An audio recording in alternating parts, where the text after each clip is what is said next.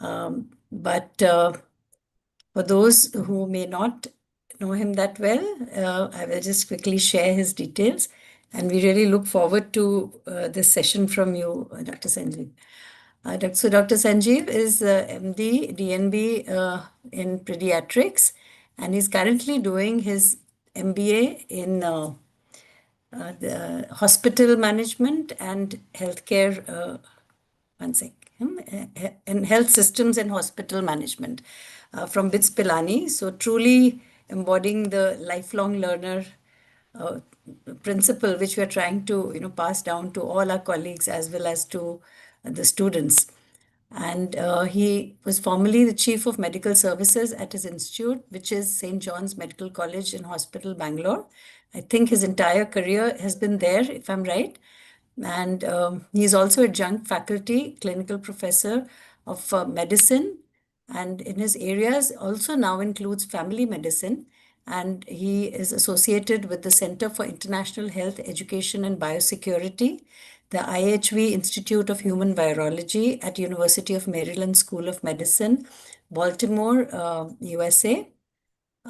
In academics, besides his his being a pediatrician, he has been the convener of the National Center for Faculty Development and Medical Education at St. John's. We know a lot of work comes out from there, including clinical ethics. He's convener of the Disaster Relief and Training Unit, excellence in teaching students at all levels, including interprofessional as well as faculty.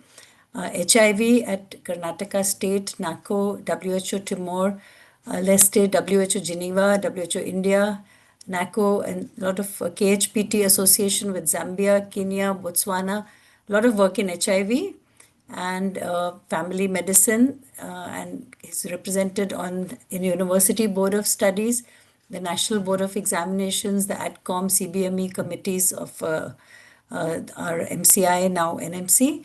In administration also, he has been on his board of administration and, as I already mentioned, chief of his medical services, on the executive committee, NABH, medical education, transplant ethics board, and his work, of course, clinical work I already mentioned, including intensive care, NABH, expansion of integrated services, medical legal, is the development work at his institute that he has got a lot of experience in. Recipient of many awards, visiting assistant professor at McMaster University, Canada. Then his Reverend Father T.A. Matthias National Award for Innovation in Teaching, 2002. The Pioneer Award for Excellence in Medical Teaching, Best Teacher Award at St. John's in 2003, and once again in 2012. So with all this, none other can be better to share with us their experience from one of the very renowned institutes of the country, and his leadership is with regard to accreditation. Accreditation began somewhere way back in around 2000 or just earlier before that, and I remember being introduced to it in 2003 or so myself when we went to Armed Forces Medical College to learn how to do it, and AFMC was rated 5-star at that time, and we needed to understand how to go about doing the NAC process for our institute. So from then we have come such a long way, and it has been getting more and more what should I say, very more intense in terms of time, in terms of the kind of documentation that we need to submit, etc. And truly at times we feel, of course, it has been very, very beneficial to have those quality benchmarks, but is it really, is it encroaching on our teaching time and other things that teachers are supposed to be doing? So these are questions, and I'm sure there are many more, which we look forward to hearing from you, the answers, and from your experience. Dr. Sanjeev, over to you now. Thank you so much for accepting our request for this session.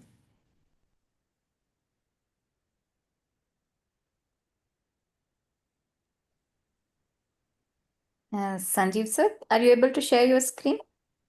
Yeah, I'm just looking for it. Sorry. Suddenly it's disappeared. Just give me a minute, please. Yes.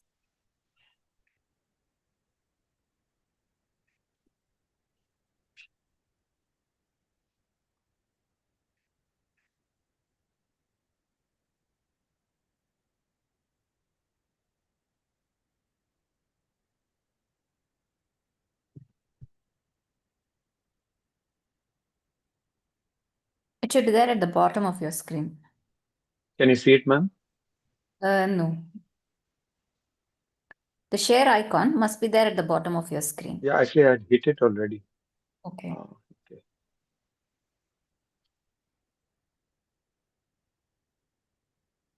Screen. Now can you see it, ma'am? Not yet. The broadcast option is not at on. Yeah, it's come. Now? Not yet, I guess. Yeah, now it's starting to, but it's still not clear. Maybe it'll take some seconds. So actually, I just passed my BITS Pilani MBA, so I should have taken it out of the brackets. The reason why I did it was because I was trying to catch up with a certain surgical gastroenterologist, Mumbai based, because he's still studying. So I said I better study alongside him. So our congratulations to you for I saw Avinash on having the. achieved another milestone. Yeah. No, Congratulations. it was fun. It Sanjeev. was fun. It was absolutely fun because it was so logical. I think all of us should do an MBA when we are assistant professors. It really makes so much of sense. Can you see the screen now? It's not clear yet.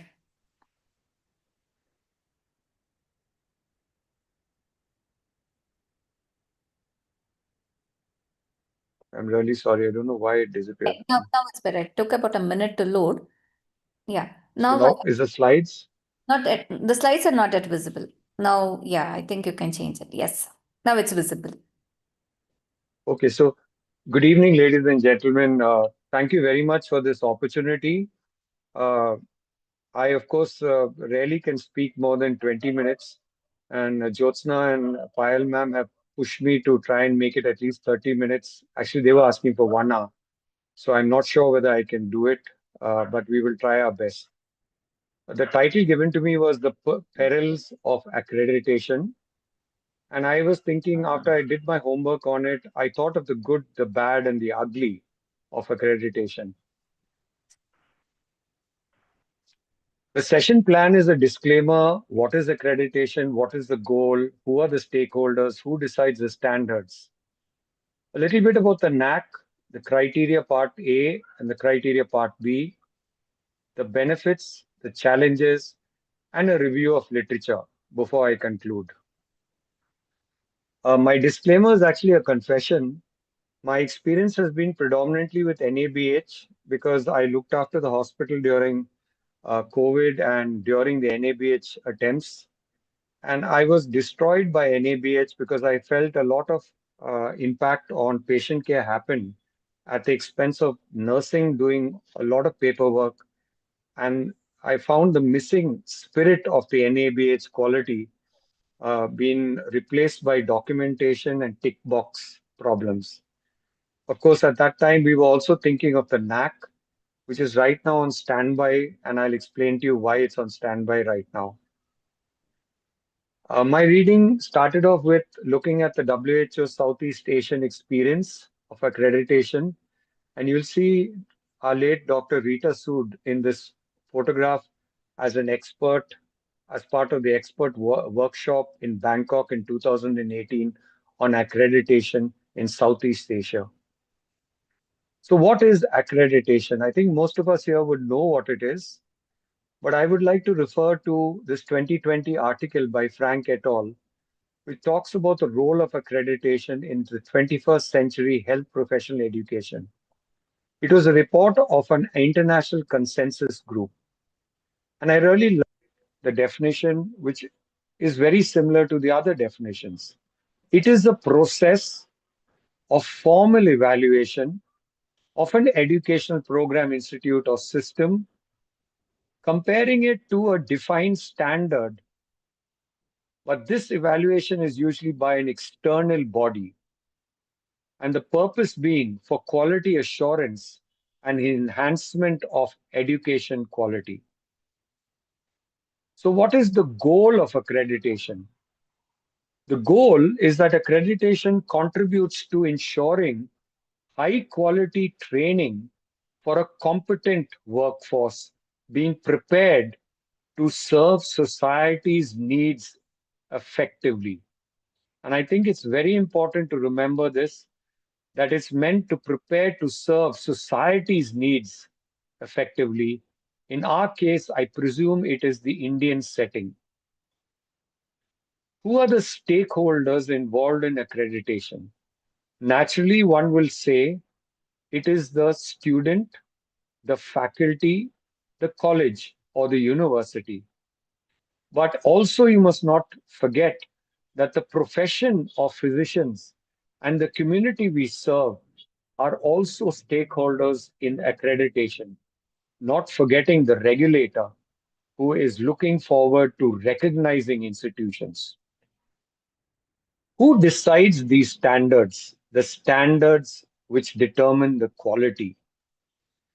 Accrediting bodies set specific standards that institutions must meet to achieve and maintain accreditation.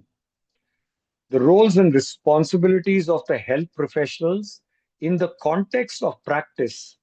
In our situation, it may be the massive inequities of resources in India, and that's what we should keep in mind.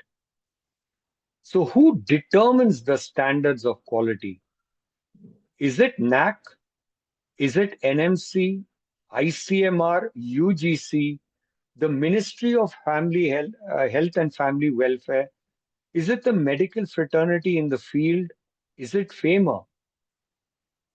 So let's look at NAC, who so far has had the onus of accrediting higher education institutions. I looked at the General Council members and I find that there are 27 members on NAC. Most of them are academicians, and I looked at each one of them and Googled each one of them, and I found, I may be wrong, but I found all 27 of them from the fields of engineering, agriculture, science, and arts. I found no physician on the NAC General Council members, though I may have made errors in this. Certainly, if not a single physician, definitely a minuscule amount of physicians. When you look at the accreditation status, it is extremely difficult to pull out which all institutions classified as medical, non-medical, you can actually pull out. It's a little difficult. But to my surprise, I was able to pull out that so far there appears to be 7,265 institutions which have accredited, the large majority being colleges and 419 universities. This is all higher educational institutions. So I looked at the NRF 2025 rankings, the top five: AIMS, PGI, CMC Vellore, NIMANS, and JIPMA. According to NIRF, this top five rank from 70 to 94. I looked at the money, their budgets, and their budgets were astonishing: 4,523 crores for AIMS, 2,200 crores for PGI. CMC Vellore, not clear, but the budget estimate is 2,434. NIMANS, 850 crores, and JIPMA, 1,440 crores. If I look at the NAC statistics, I only found 40 medical colleges. All except three were private medical colleges, and three so-called government medical colleges were actually the armed forces, institutes of aerospace, marine medicine, and if I recall, AFMC. But all these medical colleges had a lowly C grade ranging from 1.51 to 2.0. To my surprise, none of the top five were in this NAC statistic of being accredited, in spite of the money they had in hand. I then looked at the NAC guidelines, which I could download on ICWAC and AQUAR, and it is based on the Manual for Health Sciences Colleges, focusing on that. And I found to my surprise, it was edited by about 9 persons. And I Googled them to find they were agriculture, statistics, philosophy, chemistry, geography, human resources, electrochemistry, and organic chemistry, and even a system and analysis backgrounds. Again, no physician was involved. As most of you all know, NAC has a part A, which has to be filled and relatively generic, and a part B, which is very specific, for example, for medical colleges. Let's look at the broad areas of NAC criteria which have to be filled up by the institution. There is a broad area called the curriculum aspects, which looks at various aspects of the curriculum. A difficult proposition because most of us come under the National Medical Council or the ex-MCI. It is the NMC and university which decided the curriculum, which is totally out of the purview of the individual college or university to an extent. It doesn't necessarily, this curriculum doesn't necessarily keep up to date with the pace of science explosion and technology advances. Teaching, learning, and evaluation is another section. They talk about the selection criteria, and in most of our institutions, it is now clearly based on a NEET, which is an MCQ knowledge-based exam. Usually, the students getting in have never probably done internship fully because they were focused on a NEET, and it is predominantly a knowledge-based exam. For the evaluation of the student, even though it's supposed to be competency-based, there are very rigid NMC norms of examination, which also interfere with the clinical outcomes one expects of a graduate. Examinations across all the institutions in India are not necessarily standardized, especially when it comes to the examiners. And there are extremely poor formative assessment components at the undergraduate and the postgraduate, which is now slowly getting rectified. When you continue to part A, 3 is research, innovations, and extensions. That has led to predominantly predatory journals being used. I know of a colleague who produced 10 articles, all systemic reviews in a department and none of the systemic reviews had anything to do with his or her medical specialty. And one wonders how these get accepted. There is obvious plagiarism occurring, and there are some institutions, no, some individuals who even falsify data. Time is not protected for faculty and students to do research, and funding and grant allocations are challenges. The quality of IEC's clearing ethical considerations are also questionable. The infrastructure and learning resources is another area used as a criteria. Going back to the research, if you recall, there are some institutions which even get every undergraduate, fresh undergraduate, to produce a paper and to be published in a journal which is relatively predatory so that the overall ranking increases. And recently, there has been a list of institutions asked to withdraw many of those papers. When you look at infrastructure and learning resources, classical example is the demand for a physical library.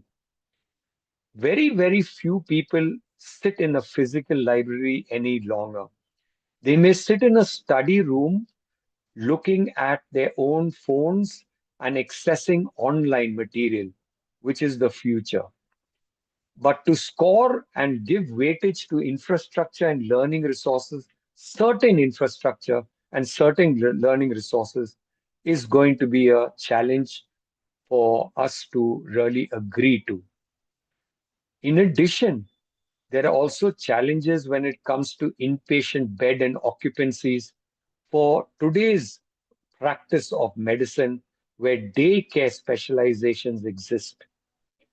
The presence of classrooms in an OPD could be argumentably discussed because one would expect the students to be sitting with the faculty in a clinic, observing and assisting the clinic in his work, rather than sitting in a classroom to get a yet another lecture, but in a clinical outpatient. Student support and progression is an entity. One must remember that the student numbers in many institutions have really shot up, making the faculty student ratio a terrible burden on faculty. And on top of that, the NMC MCI time directive of changing the faculty student ratio to adjust has been an issue. Governance, leadership, and management. One would like all institutions to be focused on the need to produce competent doctors to serve India, but the commercialization of education for profit motive and the purpose of institutions varies from state to state, institution to institution. Therefore, institutional values and best practices becomes an issue to share given the social accountability of institutions clashing with the business of running a medical college. When you look at the part B, which is specific for healthcare,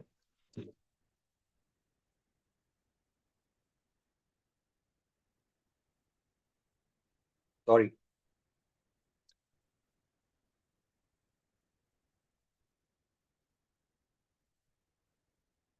when you look at the part B, which is specific for the medical colleges, I was surprised to see certain entities. The first one, of course, is the NEET percentile at admission, presuming that all good doctors, good students who've got high NEET percentiles will opt for the best quality institutions, which is probably right, except that there are some institutions with varied fee structures, which are deterrents. There are some institutions which demand social responsibility, like 2 years of service bonds. There are regional locations which differ, and there are differences in institutions. Some are rural and some are urban, which determine choosing an institution. But fair enough, a NEET percentile is a good measure, probably, of a perception of quality. When you look at the second entity in part B, they talk about exposure to patient safety, very easy to tick off in the box by having a session, a single session of hand washing for all your undergraduates to tick the box of exposure to patient safety.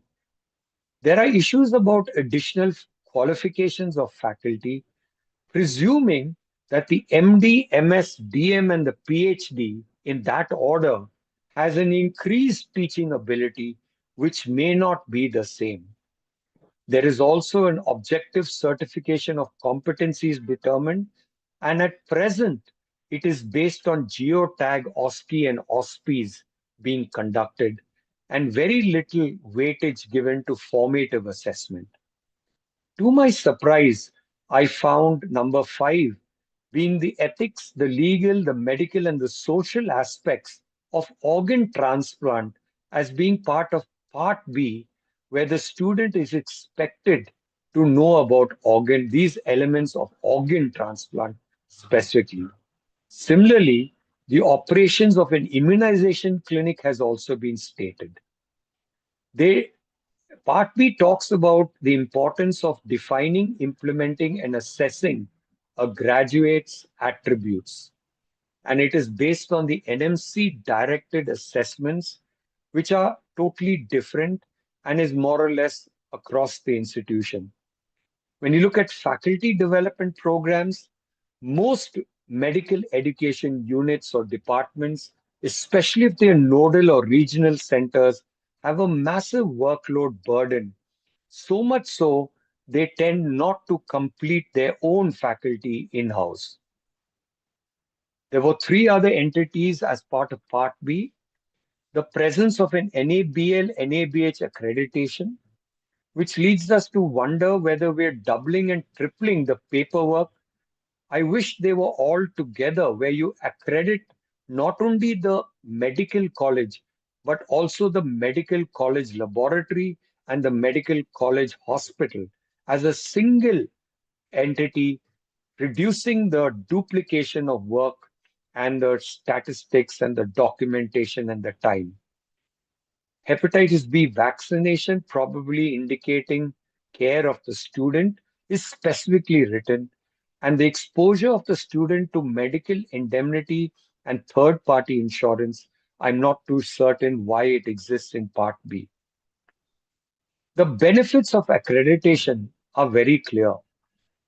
For the student, it is quality education, and therefore they demand the quality education and prepare themselves for future success.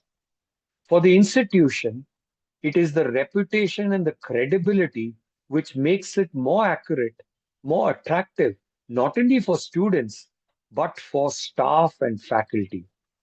And finally, for the potential employers, they want a competent, quality, trained workforce to enter their system. So the benefits of accreditation could be listed as quality, assurance, improvement, student benefits, recognition, policy and funding alignments, and stakeholders. Quality assurance. The institution needs to meet the minimum quality standards. If you fall below the quality standards, I will encourage you to improve.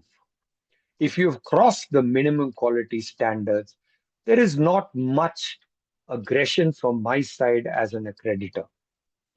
It theoretically encourages evidence-based practices, and it theoretically is benchmarked against national and international norms to decide quality assurance. So at this point, I will deviate a little bit because I found it interesting that accreditation focuses on quality assurance. And you can see that quality assurance looks at anybody below a threshold and those above a threshold. And that's all about compliance with a rule or a regulation or a standard. Though we are hoping that accreditation will encourage quality improvement, where you can see in the second graph that the graph on another occurrence or review has improved, demonstrating change and improvement in education. The benefits of accreditation, therefore, should be institutional improvement through self-assessment, reflection, improvements in governance, curriculum design, faculty development, resource utilization, to create in the institution a culture of accountability and a culture of improvement, quality improvement of education. Easier said than done, simply because at present, most accreditation and management looking at accreditation are happy with an A or a B grade rather than anything else, as long as they stay afloat. Quality improvement, one particular aspect of quality improvement, is constantly doing, checking, acting, and even planning. And this PDCA cycle is what really will drive the quality of education upstream. Unfortunately, accreditation as it exists right now does not necessarily cover quality improvement like the PDCA cycle. The student benefits are a lot. Accreditation suggests that you can have a regional and global mobility post graduation. Employability hopefully is better, and your eligibility for scholarship, internships, and collaborations increases. Recognition of the institution nationally and globally is dependent on the accreditation because it improves the institution's credibility, increases the possibility of collaborations, and even grants being awarded. Policy and funding, accreditation becomes a prerequisite for certain government and international funding, as well as your national ranking, which helps improve the ability to convince sponsors for funding. The stakeholder confidence is an important aspect as a benefit of accreditation. The stakeholders get a confirmation of the legitimacy of the accredited institution, and it improves the trust the stakeholders hold. But we do have challenges which could be considered perils of accreditation. There is a bureaucratic burden, resource strain, standardization at the cost of context, optics over outcome, faculty stress, burnout, and inequities, not forgetting the non-alignment. If you look at the bureaucratic burdens, excessive paperwork and documentation is always listed highly as a challenge and a peril of accreditation. The time spent at the bedside or teaching a student is now spent in documentation. It becomes a checklist mentality where one is looking at compliance with a standard rather than thinking of innovations and moving forward as a medical education. Resource strains are immense. Infrastructure upgrades are required. Sometimes unusual upgrades are required. Manpower requirements, especially for accreditation, administrative restructuring cost, and there are financial and logistic nightmares to achieve accreditation, which requires funds or, very simply, diversion of funds from essential areas to accreditation, even time being diverted in the similar manner. Standardization and the standard, it tends to be a very rigid expectation of compliance.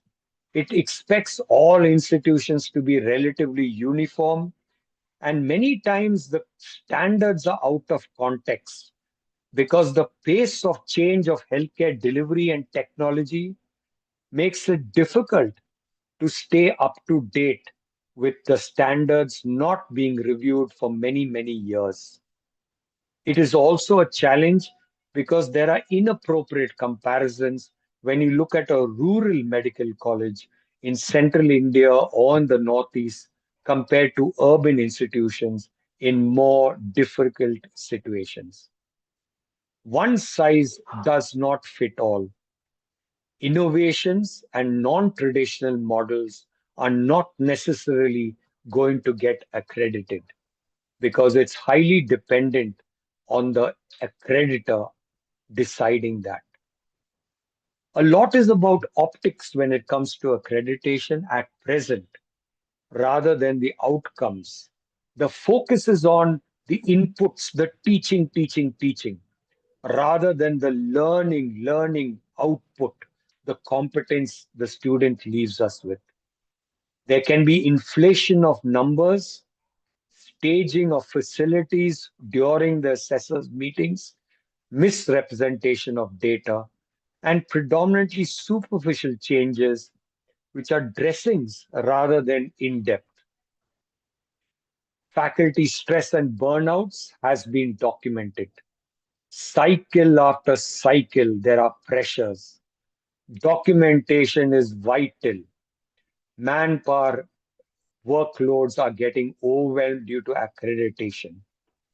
Data collection is a challenge, and participation becomes even more, leading to fatigue and workloads increasing outside their primarily responsibility as medical college teachers. There are inequities. There are financially rich, capacitated institutions, and there are constrained institutions. And if there is any issue and I need my accreditation, I will pass on the cost onto the student fee structure, and the student pays additionally higher payments for their fees due to accreditation. There is, of course, a non alignment between the healthcare delivery system, the creditor, and the regulator, which overburdens stretched resources, discourages innovations, and demoralizes committed educators. I will now rapidly, in my last part, take you to some literature review which I was able to do. This paper was by the American Council of Trustees and Alumni, which looked at accreditation, and it was a policy paper questioning why accreditation doesn't work. And in it says that most US colleges are accredited in 2006. Yet, at that time, they found a number of graduates entering the workforce without necessary skills. And I'm sure that you all agree that we in 2025 are facing a similar issue, that accreditation does nothing to ensure educational quality. It goes on to state that accreditation examines and focuses on inputs and ignores the outputs. And it talks about how the creditors or the regulatory body decides the proper formula and not if it is successful at teaching students. The focus is on time consuming processes, checklist, organograms, counting books, procedures, finances, codes. There are relatively poor attempts to measure student learning, instructional quality, academic standards, intellectual progress of the student, and competency measures. It is like they talk about an automobile manufacturer checking whether the doors, the tires, the wipers, the glasses are all present, rather than ignition and checking whether the engine was working. The need for standards becomes important, and the standards must include student complaints, faculty feedback, etc. Accreditation undermines academic autonomy and diversity. The accreditation agencies impose standards. And for example, one would even consider their limit of faculty teaching load per week and size of batches to be a challenge.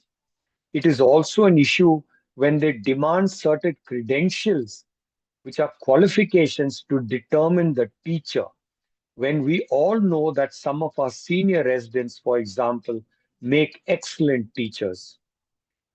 Accreditation contributes to the escalating cost of medical education. And accreditation does not seem to look and worry about this cost. There is no focus on cost control, and it inflates cost because there are fees for accreditation, direct and indirect cost, for example, library and documentation cost. Accreditation creates an unaccountable government mandated monopoly. It is centrally controlled. There are very few private players, if any, and it is a gateway to a government organization grants. So therefore, institutions which are independent are unlikely to do well with government requirements. Accreditation is relatively a secret process. It is difficult to get the evaluations because they are not published in detail. scant information is available, and individual departments rarely get accredited. So the institution may be great, but my department, which I enter as a postgraduate to do the specialization there, may not be at the same level as the rest of the institution. It is said that accreditation is a conflicted, closed, and clubby system. There is rarely denial or revoked accreditation. One reason being that most accreditors are from other accredited institutes and they visit each other. There is congeality and there is conflict of interest, which probably exists going forward due to the clubby system. The second article is from Vietnam 2023, where it looks at the advantages and disadvantages of accreditation. They, as part of the disadvantages, identified the lack of understanding, determination, and commitment from the heads and the management about the true need for accreditation. They noticed that there was a lack of awareness of stakeholders, and it is not accreditation or quality is not integrated into routine activities. There are inadequate experience and time invested in the ability to reflect and self-evaluate. Managing data from collection to managing to assessing is a big challenge for most institutions, and there is very little funding specifically allocated for accreditation related activities, duplicating and increasing workloads along manpower. The third article is an Indian article on accreditation and its limitations, talking about academic institutions of 2016. The author talks about how India graduates with English are massive, and therefore the demand globally is very high. And therefore, the expectation of the employer for quality education becomes important. And quality control should not be confined to accreditation, is what the author writes about. He reminds us about the explosion in science and technology advances, that outdated syllabus exists and they got to catch up every 3 years, if not every 1.5 years. Therefore, the standards need to change. Grades of NAC, he points out, are from 0 to 4, which makes it relatively difficult for a grading system to be actually done to allow improvement to take place, preferring and comparing it to a 0 to 100 scale. The ground reality, subjectivity of assessors, the educational background of the assessor, and the rigidity of the assessor also makes a difference to the grading. And the lack of continuous dynamic assessments as compared to rigid 5-year certifications are an issue this author has raised. The fourth issue, literature review which I did, was an interesting book actually on the proceedings of a workshop. Maybe we should hold a workshop on the role of accreditation in enhancing quality and innovation in health profession education. I look forward to this organization actually holding a workshop and looking at all these aspects. In that policy document, a proceeding document, Susan Phillip talks about accreditation, conferring academic legitimacy, advancing academic quality, demonstrating accountability, and encouraging purposeful change and improvement. She talks about the different types of institutions, public, private, for profit. She talks about the different stakeholders and the players in accreditation. The focus she identifies is predominantly on inputs, the teaching, rather than the outputs, the learning. She talks about the problem of single test versus multiple measures, making it more dynamic. And she reminds us that it's important that the accreditation process should be contextualized, basically reminding us of the social accountability. For example, an Indian medical college has to the Indian population and Indian needs. An interesting model she represents here is the outline is the government and regulatory context. And then she has the profession moving forward from widely accepted standard practices to more innovative and imaginative educational directions. And she places the creditor sitting somewhere midway, but not exactly allowing the innovative and imaginative directions to take place. The profession of medicine is forward moving, but the accreditation limits what they can do. And this is the challenge from and for the profession. It was in this report where Malcolm Cox on accreditation on enhancing quality and innovation is spoken about. His vision includes not only healthcare, but well being and health of the community and the population, which is critical to be aligned with accreditation, aligned with the educational accreditation and the clinical accreditation, making it important to consider why the NABL, NABH, and the NAC-like accreditations aren't one rather than three different accreditations. The fifth article was in 2025, where they listened to voices on academic accreditation, talking to nurse educators, nursing students, administrators, and alumni. And it was interesting to note that again, there is a lack of knowledge about policies and procedures. Balancing workloads and responsibilities as an educator, as a clinician, as a lab person makes it a challenge. Challenge of preparing documents requires standardization, careful writing, consistency, and time, which makes it difficult because managing time effectively, given the nature of medical college teachers and the roles they play, are extremely difficult.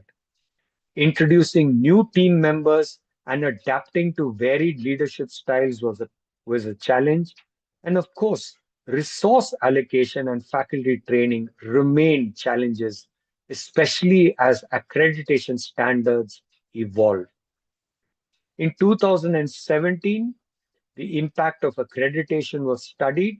Again, you will hear cost, human, financial, and opportunity cost, morale and feelings, burnout and stress, reputation of schools or medical colleges being disrupted, interfering with ability to raise funds, quality of students subsequently joining, and the problem with standards which discourage innovations and create work without clear value. 7. Frank et al. In 2020, as part of the International Consensus Group, looked at the role of accreditation in 21st century education. And very interestingly, it talks about should the accreditation be formative or should it be summative?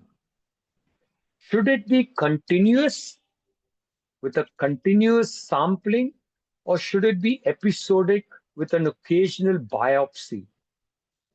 Should it be on site visits or document reviews looking at adherence alone rather than actually looking at compliance?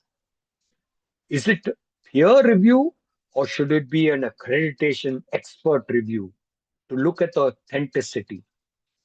Should it be based on the outcomes of the learning rather than the teaching processes being measured?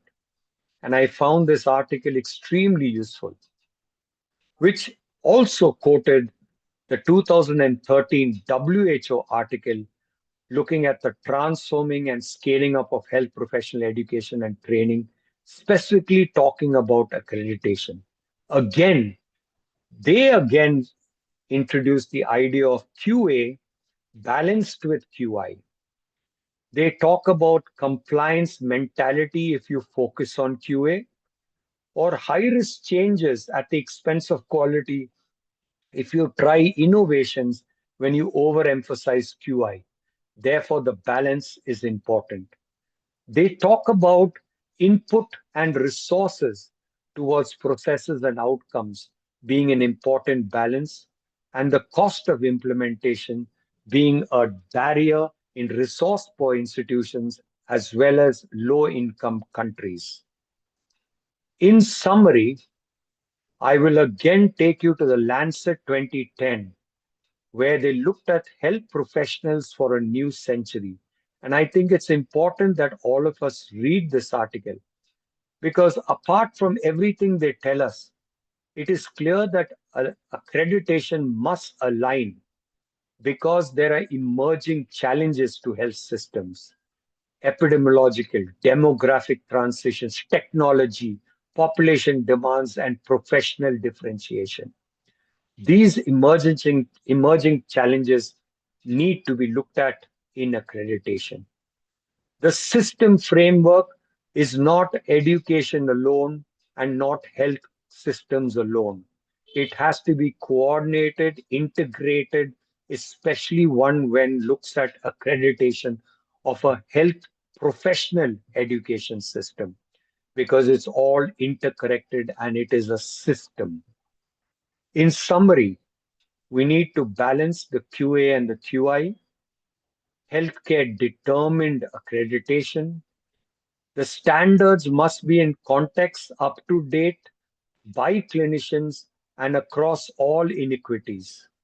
Alignment is important not only for health education, but health care. Formative versus summative is an important aspect to consider, being continuous and dynamic rather than episodic and periodic, and remembering that inputs and outputs are both important in the system which we have for accreditation. With that, I sincerely thank you for this opportunity and happy to listen to any discussions and inputs. Over.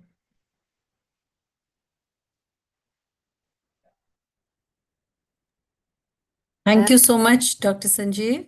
Uh, the house is open. It's been a very, very interesting journey, very deeply researched and delved into, blended with your experience, not only your own, but from various institutions, from literature, to share the journey of accreditation with us. I will invite the audience to put forward their views as well as questions to Dr. Sanjeev. Super, sir, please go ahead. Fine, sure. Sanjeev, excellent talk. I think well researched. I would really love, and I see, I think I was a new experience when I joined this Hinduja as a NABH. Previously in KM, we never used to have NABH.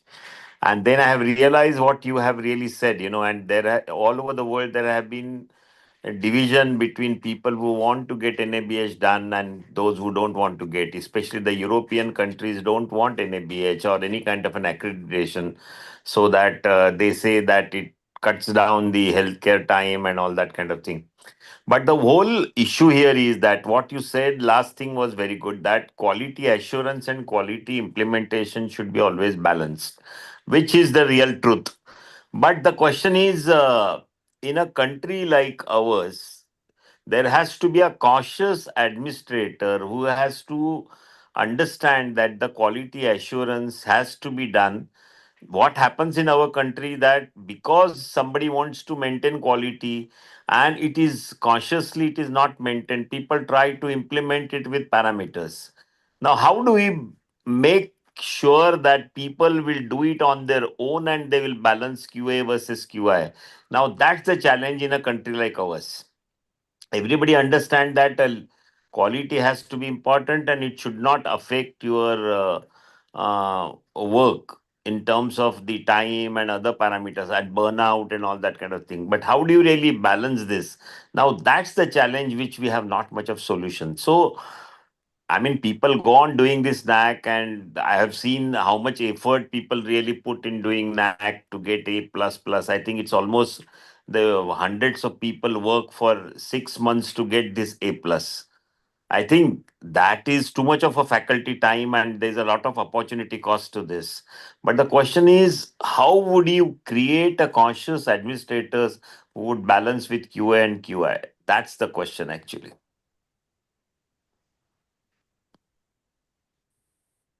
Thank you, sir. That's excellent observation. Actually, my distrust of NAC began with NABH because I found my nurses and all the doctors began to complain, and the patients began to complain that most of the nurses were focused on documentation. They were spending beyond their shift time documenting, and not spending time next to the patients. So I've done the process mapping now, and we're trying to change things, but it's a big uphill challenge because the management wants the grade, wants the star, because insurance depends on that. The patient responded, the reputation of the institution depends on the grading. But deep down, we know that the nursing, for example, who's the backbone of NABH, is far from it. The second point I'd like to make is they worked very hard for 6 months and then they went to sleep. Everybody becomes dormant when it comes to accreditation because they've got their star or their grade till the next cycle begins. So I'm wondering whether with brainstorming, some sort of dynamic, continuous assessment, small sampling of small issues can take place, and we monitor changes rather than what has been completed. And that small, dynamic, periodic assessments is probably a way to go if it is feasible, but it requires a lot of brainstorming. Over, sir, but wonderful points as usual, sir.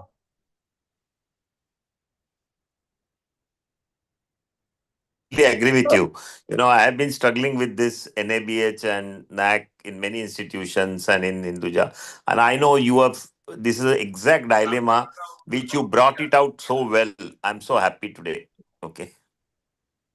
If I may just add, there is I think Dr. Pradeep has asked about why NAC processing is on hold.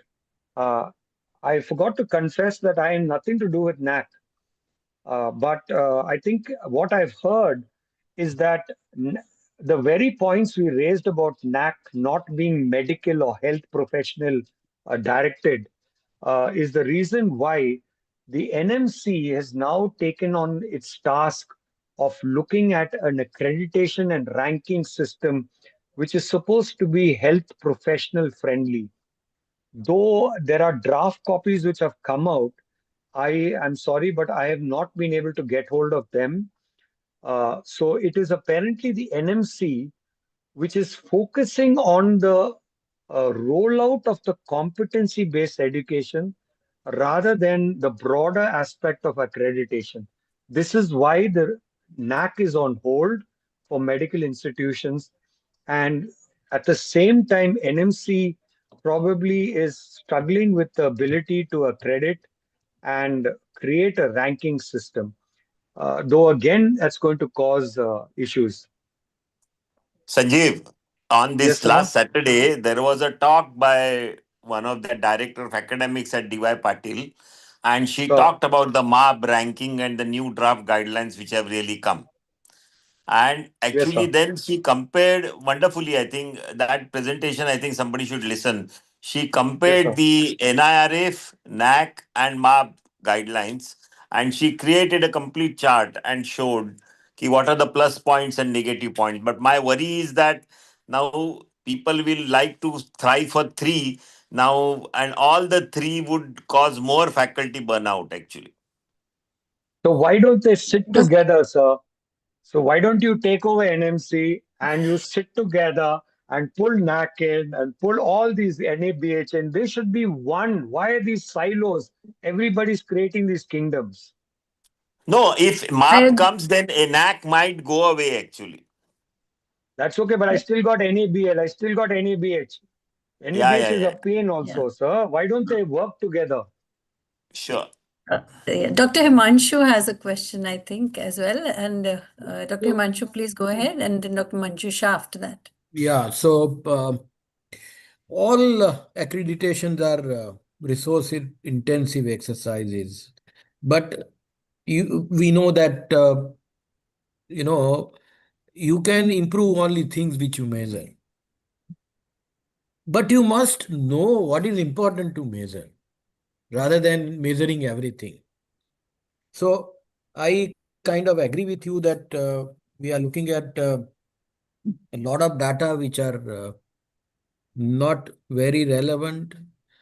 Can we look at the outcomes? Can we have some formative assessments also? So that is something that requires a lot of brainstorming.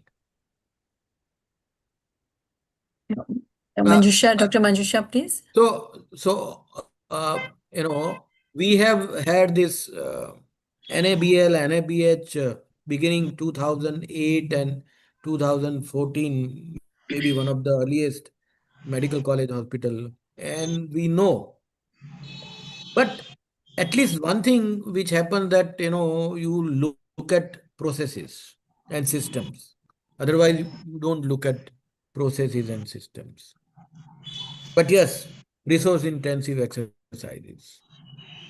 Yeah, no, I think we lose the focus of it. For example, the NABH and the hospital-based accreditations aim to improve patient outcomes, patient safety, and other things.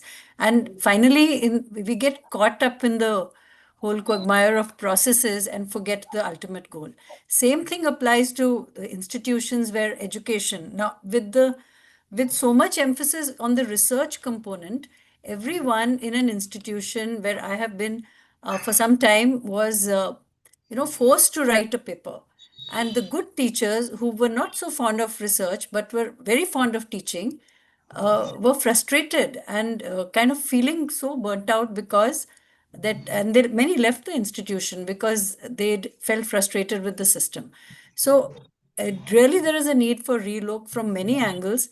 And Dr. Levin, what you have been saying about all of them not coming together was the first thought that came to my mind, I think way back in 10 or before 2010. It was between 2003 and 10 that my journey in education evolved, and it was so noticeable that all these processes are the work related to these processes is dumped on the teachers, and there is no time for any kind of educational improvement. I think we have gone down in spite of all the learnings about medical education that we have. The quality is not any better in so many decades, which is very sad. I think we can invite others to contribute. Dr. Manjusha, एक दोन मिनिटं थांब. then Dr. Mrunal, then Dr. Srinivasan. Good evening, sir. Good evening, madam. I'm Dr. Manjusha Litke, professor and HOD of surgery from GMC Baramati. Actually, I had two questions. One is why NABH is not so compulsory for government medical colleges, which comes under MUHS. That is one thing.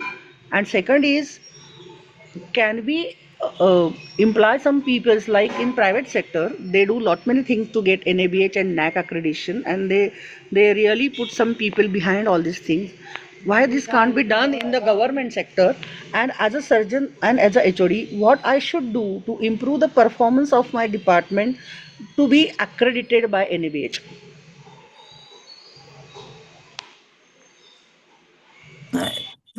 Dr. Sanjeev, would you like to go? So I'll try and answer those, ma'am. Thank you for the questions. One is, I think the government, see, NABH is it's no easy task. It's a lot of documentation, lot of,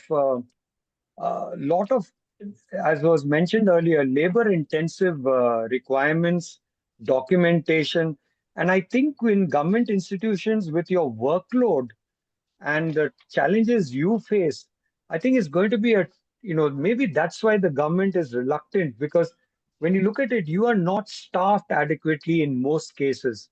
You don't have enough doctors for your workload, your nursing, your aides, your support staff. And I think that's the reason why it would be a big challenge unless you have hell of a lot of money. And that's the reason why I put up those institutions, AIMS, JIPMER, etc. And I'm shocked that with that sort of budget, they have not gone in for assessments of this kind, because it requires a lot of money, a lot of time, and a lot of people. So I only presume that that's one reason why they've not made it mandatory. Regarding your surgical department, let me make it clear that ultimately you can only control who you can control. You can influence a larger group, and you can be very concerned about the rest of the world.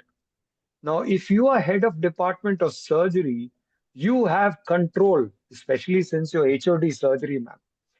So you have control.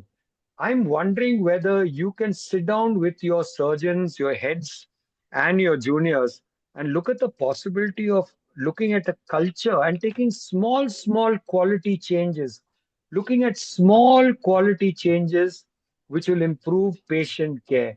And I'm happy to help you with that, because the starting point remains a simple process mapping. And I can share with you our small process mappings of how long a patient takes to enter, a surgical patient to enter the hospital, let alone enter the OT, let alone come out of the OT. And you'll be shocked in what you find. And then you look at the possibility of what is called lean thinking. And I think Anshu had a session recently, and I will send you a soft copy of the lean hospitals. It is a concept which looks at a patient comes to hospital for a reason.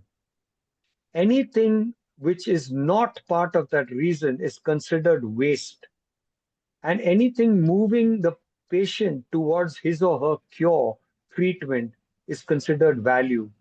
So you can identify what is waste and what is value for your surgical patient, and you can then tackle small changes in removing the waste.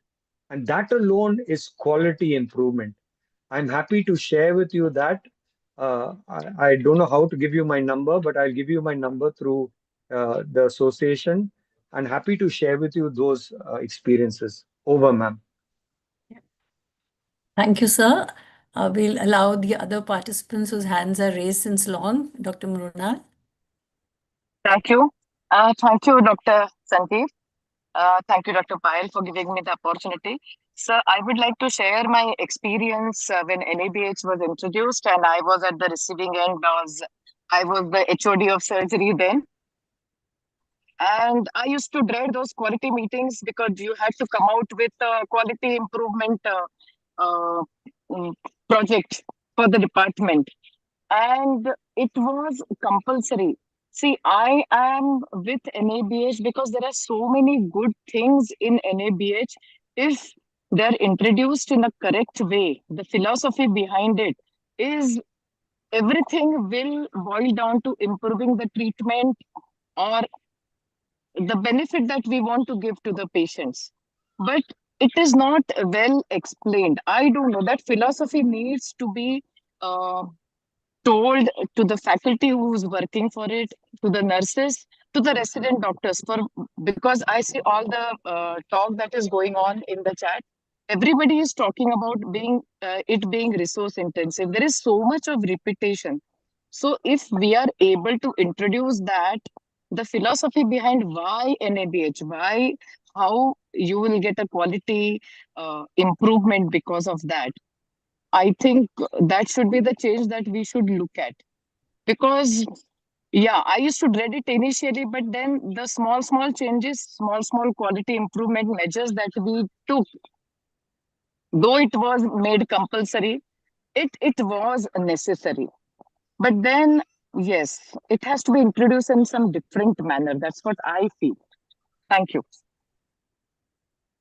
Excellent, madam. You have hit the nail on the head.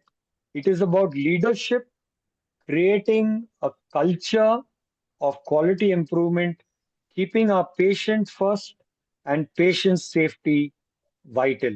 And that will drive the process. Thank you so much for that input. Over, ma'am. Yep. Thank you, Dr. Mrinal. Thank you, sir. Dr. Srinivasan.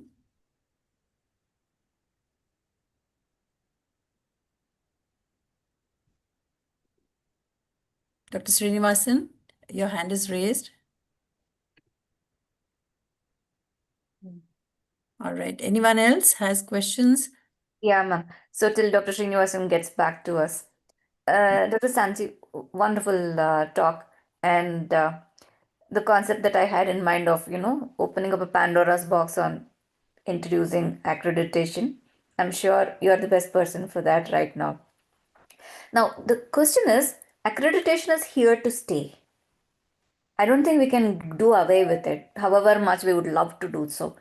But how can we shift the focus from accreditation as a quality management component to a quality improvement architecture?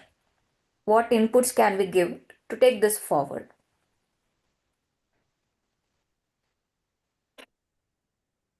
I'm not sure whether I have the answer immediately, but I think the lady doctor, the surgeon just before me, speaks about indirectly about leadership again.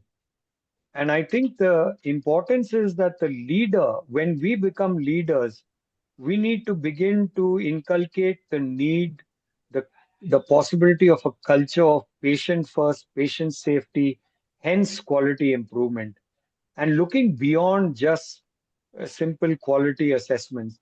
So assurances. So I have a feeling it is a leadership which is only the only way forward, a leadership which will work towards a culture of patient first, patient safety, and quality of care. And I think unless that happens, we're going to continue to, just do our work and go home, or do get us accreditation grade and go home and not bother about what follows.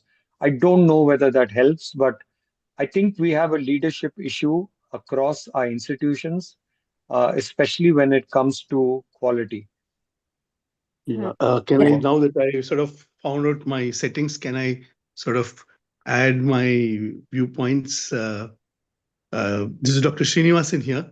Yes, sir, please. And just to take ahead what Dr. Mrinal had said, um, frankly speaking, that we seem in from the Indian context a little averse to record keeping and spending time creating records.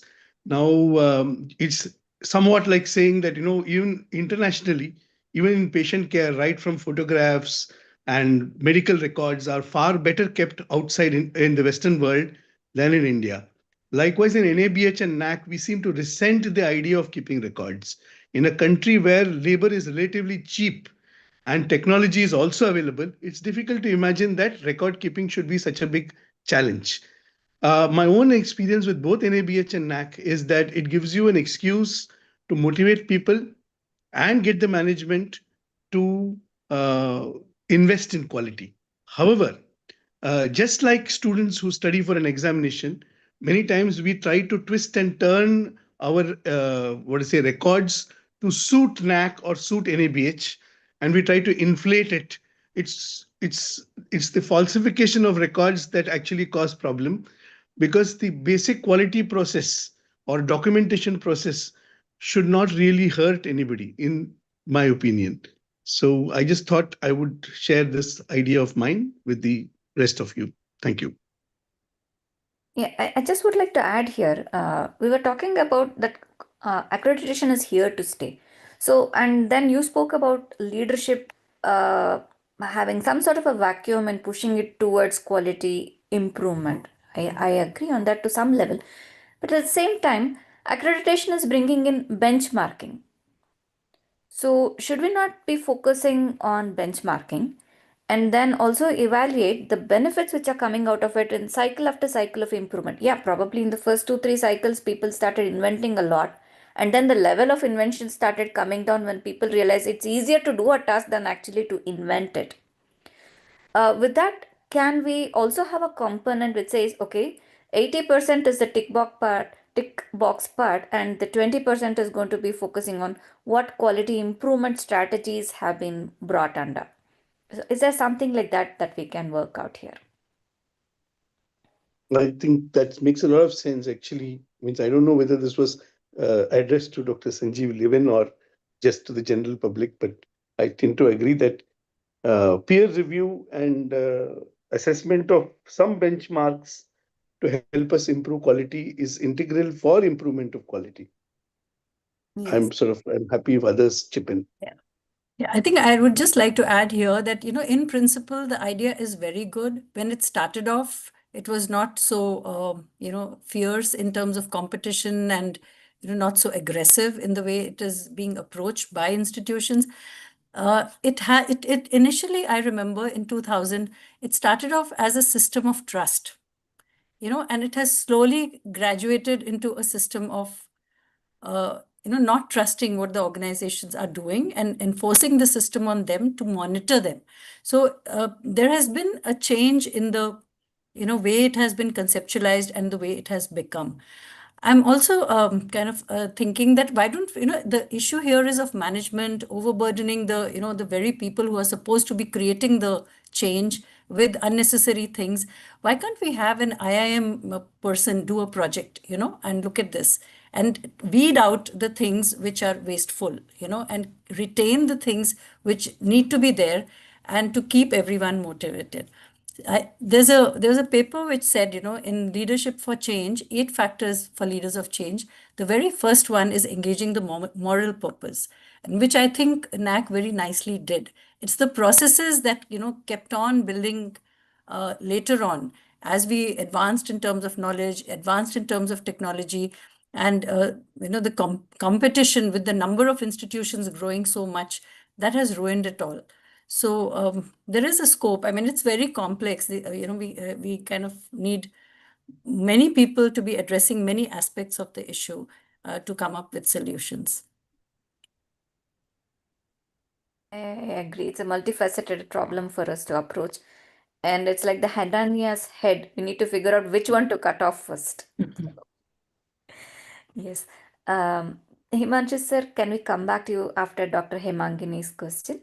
Yeah, so I agree with Sanjeev that ultimately it is leadership which is important. You know, quality and patient safety and quality is a discipline by itself. And sometimes you have leaders who do not understand this discipline and are not able to engage and persuade the staff. Um, I also would like to say that as Dean of the Medical College, I have been on the receiving side of inspections by regulatory body of medical education, which is MCI and NMC. Of course, NMC has now become mostly online. And I have also been at the receiving end of NABH. The SSLs of NABH are quite polite, respectful, unlike assessors from our own, sister organizations, right? I have attended many meetings of NABH, opening meeting, closing meeting, and they are not condescending, unlike some of our own colleagues, right? So in that sense, I still believe that compared to NMC, MCI, this is still trustworthy. Although, yes, it is resource intensive. But I have created a motto which is quality beyond accreditation.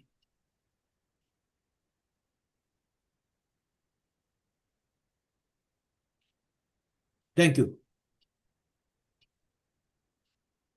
Dr. Hemangini?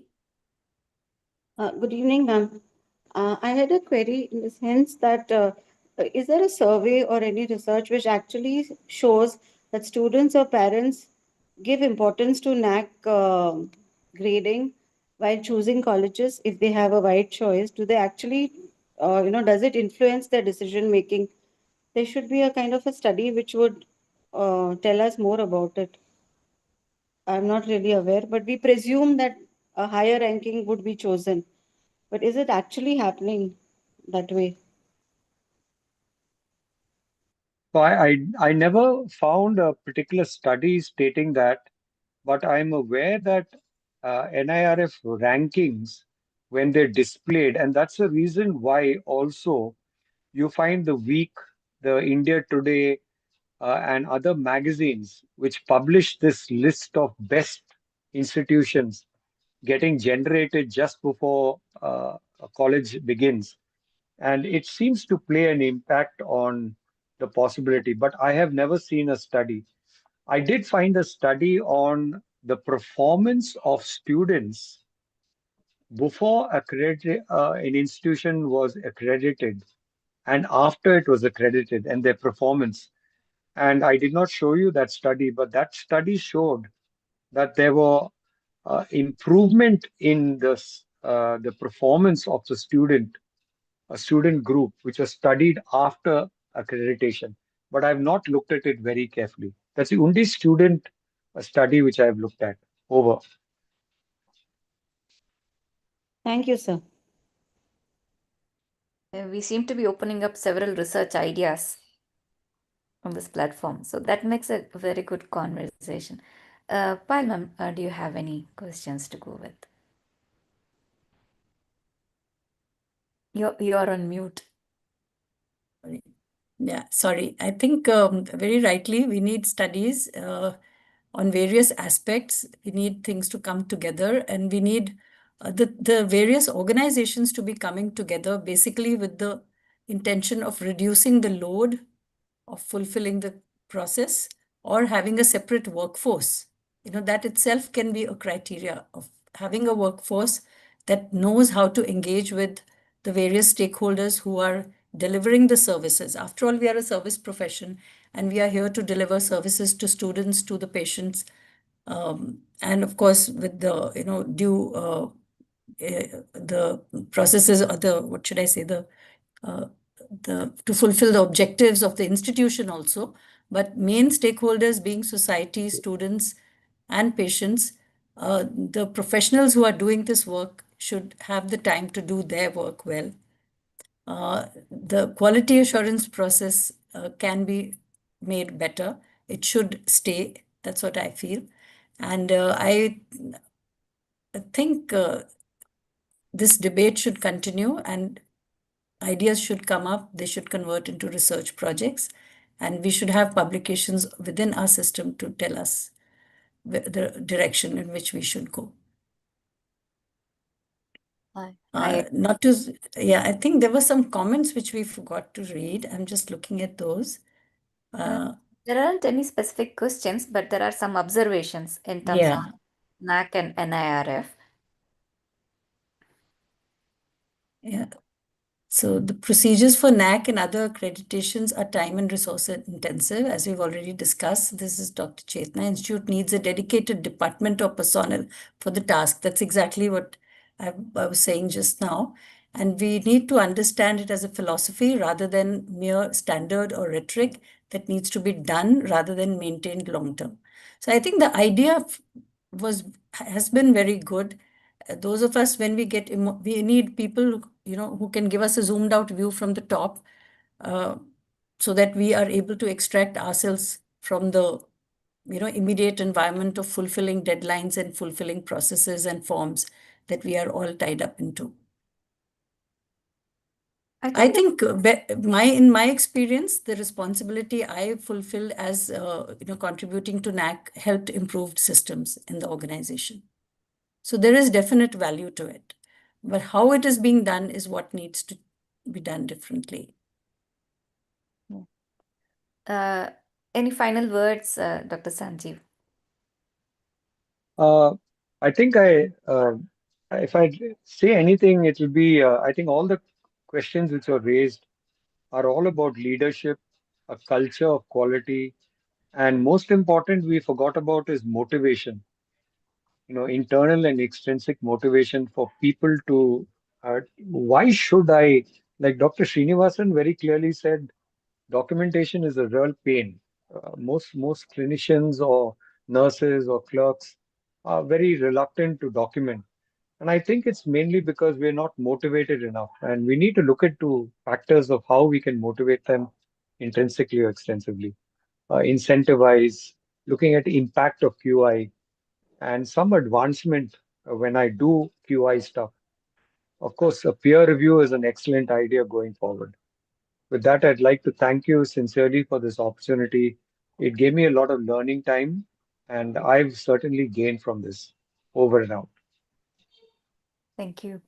Uh, I think we had an excellent dialogue centered around accreditation today. And all our thoughts were on okay, we know we have been part of this system and we have experienced the benefits of it, and we have identified what are the potential flaws. And it was nice to hear it being validated and backed by research evidence. But the question is, with accreditation here to stay, what are we going to do next? How are we going to shift the focus from mere tick box exercise to actual quality improvement? Are we going to do some research in this area to showcase various aspects? Are we going to have that platform where we can share our best practices together and come and say, like, yes, this is what is working in my context. Maybe this can be looked at in your context too, something like that. Or are we going to have a dedicated quality improvement culture brought in only for health professions education, which in turn, of course, affects the healthcare industry as well? These are some of the thoughts with which I'm kind of winding up this session over here. Over to you, Payal ma'am, for the closing words. Thank you very much. Thank you for those questions and the way forward for some time. Dr. Sanjeev suggested we have a roundtable. So the forthcoming conference is one place where we can make it happen.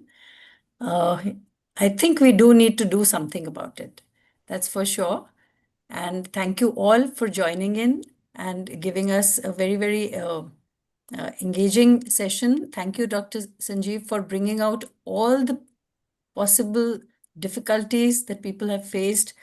A lot of, I think, the pessimism and the, what should I say, the critique of the accreditation process has actually motivated us to go and look for solutions. So I'm sure, I hope it is the same with everyone. And we should, as a organization, not let it go out of sight. And especially for, I don't know what the developments at the higher level will be, but definitely if NAC continues to accredit us, there should be place for health professionals over there. If not, then the whatever other process comes, we all should contribute to make it as robust as possible and not just accept what comes to us. So with that, thank you all once again, and thank you, Dr. Sanjeev. We'll call it day today. Thanks and good night. Thank you. Thank you, ma'am. Good night. Good night. Thank you, everyone.